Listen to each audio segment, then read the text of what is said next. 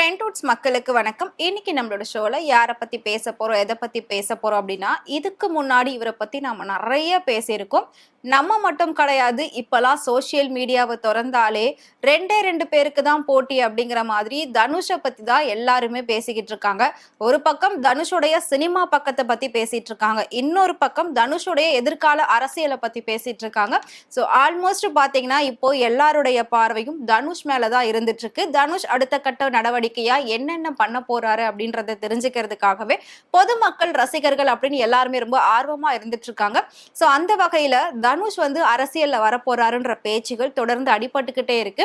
So Dhanush வந்து ஏற்கனவே 2 time வந்து நேஷனல் அவார்ட் வாங்கியிருக்காரு, இப்போ 3வது டைம் வாங்கியிருக்காரு. ஸோ அதுவும் ராயன் படத்துக்காக பெஸ்ட் டைரக்டர் அப்படின்ற ஒரு அவார்டை வாங்கியிருக்காரு. அதுக்கு நன்றி சொல்றதுக்கு தான் இந்த ஃபேன்ஸ் மீட் நான் வைக்கிறேன் அப்படின்ற மாதிரி அவர் பேசியிருந்தாரு. பட் அவர் அதுல பேசின விஷயம் எல்லாமே பாத்தீங்கன்னா, ஒரு அரசியல்வாதி எப்படி பேசுவாங்களோ, இல்ல அரசியலுக்கு வரணும்ன்ற ஒரு உள்நோக்கம் வச்சு எப்படி பேசுவாங்களோ அப்படிதான் முழுக்க முழுக்க வந்து தனுஷ் பேசியிருந்தாரு. இதுக்கு முன்னாடி அதை நாம எக்ஸாம்பிள் எடுத்து பார்த்தோம் அப்படின்னா, பிக் பாஸ்ல கமல்ஹாசன் அவர்கள் அப்படி பேசியிருப்பாங்க. அதே மாதிரி முதலமைச்சரா இருக்கக்கூடிய விஜய் அவர்களும் அரசியலுக்கு வர்றதுக்கு முன்னாடியில இருந்து ஒரு சில விஷயங்கள்லாம் பேசியிருந்தாங்க ஸ்டேஜ்ல. சோ அவரும் பாத்தீங்கன்னா இப்படிதான் அரசியல் உள்நோக்கத்தை வச்சு பேசியிருக்காங்க அப்படின்றது அதுக்கப்புறம் நம்மளுக்கு தெரிய வந்தது. சோ தனுஷ் வந்து இப்ப ஸ்டார்ட் பண்ணிருக்கிற விஷயமும் எல்லாருமே தனுஷ் வந்து அரசியலுக்கு வரப்போறாரு, அதனாலதான் இந்த ஃபேன்ஸ் மீட் அப்படின்ற மாதிரி எல்லாம் சொல்லிட்டு இருக்காங்க. ஒரு பக்கம் தனுஷ் அரசியலுக்கு வரப்போறாரு, இன்னொரு பக்கம் தனுஷ் வந்து சினிமாவுல இன்னும் அடுத்தடுத்து சாதிக்க போறாரு. சோ அதாவது பாலிவுட்ல கால் பதிச்சாச்சு, அடுத்து ஹாலிவுட்ல அவர் கால் எடுத்து வைக்க போறாரு. அங்க மிகப்பெரிய அளவுல நம்மளோட இந்திய சினிமாவை கொண்டு போய் நிறுத்த போறாரு. அதுவும் ஒரு தமிழ் நடிகனா ஹாலிவுட்ல மிகப்பெரிய ஒரு பெயர் வாங்க போறாரு அப்படின்ற மாதிரி தான் சினிமா ரசிகர்கள்லாம் சொல்லிட்டு இருக்காங்க. சோ 2 விஷயத்துக்காகவும் அதிகப்படியான பேச்சுகள் போய்கிட்டு இருக்கு தனுஷை பத்தி. எது எப்படி இருந்தாலும் அரசியலுக்கு வரக்கூடிய தனுஷுடைய சொத்து மதிப்பு எவ்வளவு அப்படின்றது தான் இப்போ வந்து நம்ம பார்க்க போறோம். ஏன்னா கிட்டத்தட்ட வந்து ஒன்னும் படைபலம் இருக்கணும், இல்லாட்டி பணபலம் இருக்கணும், ரெண்டுமே இருந்தாதான் அரசியலுக்கு வர முடியும். சோ ஆல்ரெடி நம்மளோட முதலமைச்சரா ஆக்கிட்டாங்க விஜய் அவர்கள். நடிகரா இருக்கிறப்போ அவருக்கு நல்ல பணபலமும் இருந்தது, படைபலமும் இப்ப இருக்குன்றத அவர் ப்ரூஃப் பண்ணிருக்காரு. சோ அடுத்து அடிக்கடிக்கு பாத்தீங்கன்னா ஃபேன்ஸ் மீட் நடத்த போறதாவுமே நியூஸ் எல்லாம் வந்துட்டு இருக்கு. சோ நம்ம அதை வெயிட் பண்ணி பார்க்கலாம்.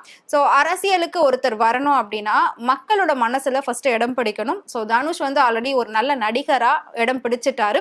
அது மட்டும் இல்லாம ஆரம்பத்துல சூப்பர் ஸ்டாரோட மருமகனா தான் ஒரு ஐடென்டிட்டியை கிரியேட் பண்ணி வச்சிருந்தாங்க. ஆனா தனக்குன்னு ஒரு தனி ஐடென்டிட்டி இருக்கு அப்படின்றத வந்து தனுஷ் ப்ரூவ் பண்ணிட்டாரு. ஸோ அந்த சூப்பர் ஸ்டாரோட மருமகன் அப்படின்றதே நாளடைவில் மறைஞ்சு போயிடுச்சு.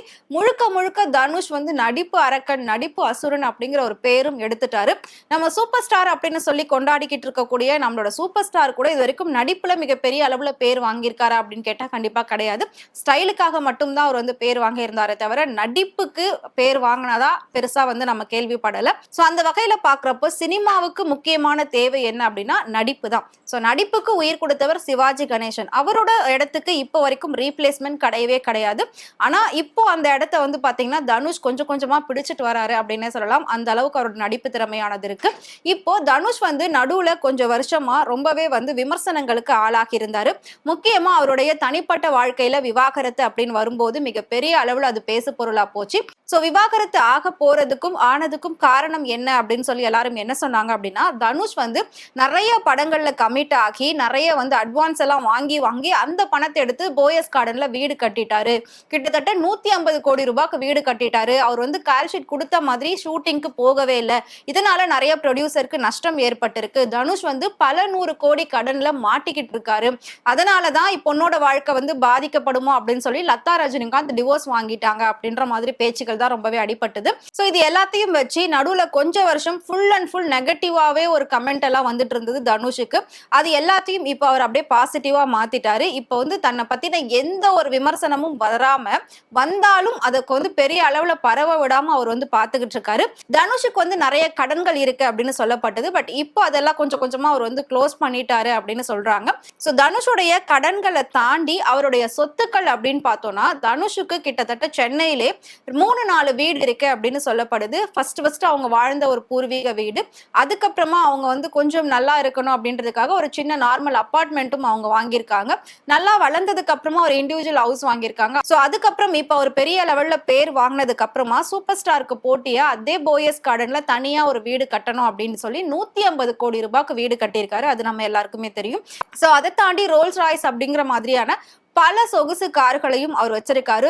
ரோல்ஸ் ராய்ஸ் காருடைய நார்மல் ஸ்டார்டிங் ரேட்டே பாத்தீங்கன்னா 9 கோடி ரூபாய், 10 கோடி ரூபாய். சோ அந்த மாதிரி லக்ஸரி கார் அவர் வச்சிருக்காரு. அது மட்டும் இல்லாம ப்ரொடக்ஷன் கம்பெனியும் ஓனா வச்சுட்டு அது மூலமா அவர் நிறைய ப்ரொடியூஸும் பண்ணிட்டு இருக்காரு. சோ இது எல்லாத்தையும் வச்சு பாக்குறப்போ தனுஷோடைய ஒட்டுமொத்த சொத்து மதிப்பும் பாத்தீங்கன்னா 300ல இருந்து 350 கோடி ரூபாய் வரைக்கும் இருக்கு அப்படின்னு சொல்லி கணக்கெடுத்திருக்காங்க. இது இல்லாம அவர் வந்துட்டு ஹைதராபாத்லயும் அவருக்கு சொந்தமா ஒரு பிசினஸ் இருக்கு. பிசினஸ் மட்டும் இல்லாம அங்கேயும் வந்து நிறைய லக்ஸரி அபார்ட்மெண்ட்ஸ் வச்சிருக்காங்க. சோ தனுஷ் வந்து சினிமாவை தாண்டி பர்சனலா நிறைய இடத்துல வந்து இன்வெஸ்ட்மெண்ட்டும் பண்ணி வச்சிருக்காரு அப்படின்னு சொல்லப்படுது.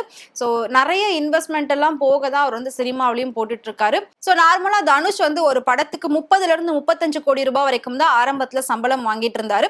இப்போ வந்து பாத்தீங்கன்னா லாஸ்டா கரை படத்துக்கு 58 கோடி ரூபாய் சம்பளம் வாங்கியிருக்காரு. அதாவது தன்னுடைய வேல்யூ உயர உயர சம்பளத்தையும் உயர்த்திக்கிட்டு வராரு. அப்படிதான் இப்ப ரீசெண்டா நடிகர் சூர்யாவும் தன்னோட சம்பளத்தை உயர்த்தி இருக்காரு. சோ தனுஷும் சம்பளத்தை உயர்த்திட்டாரு. ஏன்னா இப்ப அவர் அடுத்து ஹாலிவுட்ல போயிடுவாரு கண்டிப்பா. சோ அவரோட மதிப்பானது இன்னும் பல கோடிகள் ஆயிடும். அதாவது விஜய், அஜித், ரஜினி அப்படின்னு இவங்கெல்லாம் 100 கோடி 150 கோடி ரூபான்னு சம்பளம் வாங்கினாங்க இல்லையா, அந்த சம்பளத்துக்கு தனுஷ் வந்துருவாரு அப்படின்னு சொல்லிட்டு இருக்காங்க. சோ இது எல்லாத்தையும் வச்சு பார்த்தோம்னா இப்போதைக்கு அவரோட சொத்து மதிப்பு வந்து 300ல இருந்து 350 கோடி ரூபாய் வரைக்கும் இருக்கு. சோ தாராளமா தனுஷ் அரசியலுக்கே வந்தாலும் அவர் சொந்த பணத்தை வச்சே முழு கட்சியையும் அவர் ஆரம்பிக்க முடியும், எல்லா விஷயத்தையும் பண்ண முடியும் அப்படின்ற மாதிரி கணக்கெடுத்திருக்காங்க. சோ அடுத்து அவர் வந்து அரசியலுக்கு வந்துட்டாரு அப்படின்னா கண்டிப்பா அடுத்து இவங்க 2 பேருக்கு தான் போட்டியா இருக்கும். அதாவது இதுக்கு முன்னாடி எப்படி டிஎம்கே அண்ட் ஏடிஎம்கேன்னு இருந்ததோ இப்ப டிவிகே அப்புறம் தனுஷோட கட்சி அப்படின்னு இருக்கும். ஏன்னா அவர் இது வரைக்கும் கட்சி பேர் அறிவிக்கல. ஆனா கொடியை மட்டும் அவர் லான்ச் பண்ணிட்டாரு, அது நமக்கு தெரியும். பட் அது ரசிகர் மன்ற ஒரு கொடி மாதிரி தான் பண்ணியிருக்காரு. சோ வெயிட் பண்ணி பார்க்கலாம் தனுஷோட எதிர்காலம் எப்படி இருக்க போகுது. சோ இதே தமிழ்நாட்டு மக்கள் நடிகரை முதலமைச்சரா மாத்திருக்காங்க. சோ அடுத்து வரக்கூடிய நடிகரையும் இன்னொரு முதலமைச்சரா மாத்துவாங்களா அப்படின்றத நாம வெயிட் பண்ணி பார்க்கலாம். தனுஷ் அரசியலுக்கு வந்தா நல்லா இருக்குமா நல்லா இருக்காதா அப்படின்றத மறக்காம கமெண்ட்ல சொல்லுங்க. சோ இதே மாதிரி சினிமா பத்தியும் நடிகர் நடிகைகள் பத்தி டே பை டே அப்டேட்ஸ் தெரிஞ்சுக்கணும் அப்படின்னு நினைச்சீங்கன்னா மறக்காம ஃப்ரெண்ட்வுட் சேனலை ஃபாலோ பண்ணிக்கோங்க.